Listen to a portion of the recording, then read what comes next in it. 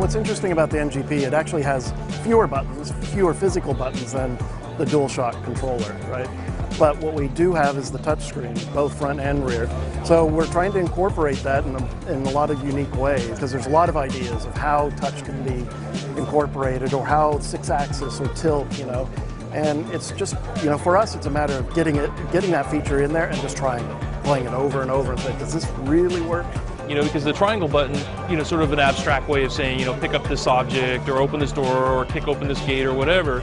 And now being able to touch it, actually, you know, run up to it, touch the thing you're going to interact with, and have there be gameplay built into that. That's what got the design team excited.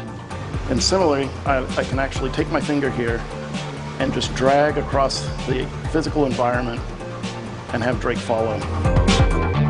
You know, because I was involved in the very first meeting where the heads of Sony got together and said, okay, we're thinking about doing a PSP sequel, what would it be? And it's like they asked people that were making the games to sort of, you know, give their input on what this thing could be. And so we were excited about it from day one.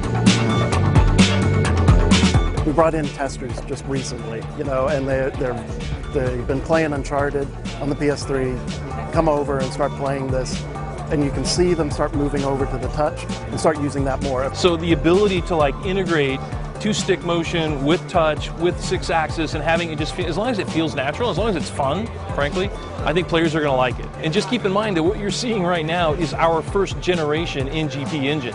What we can do in the future, I think, is only going to be limited by our imaginations and what we can come up with. And I think that's probably the most important thing about NGP, is that it really does enable game developers to, you know, create whatever it is. I mean, you've seen the huge variety that were at the show today. It's like anything you can imagine you can do. You can do fun little short games. You can do big, you know, console action games equally well. And I think that's what has us excited.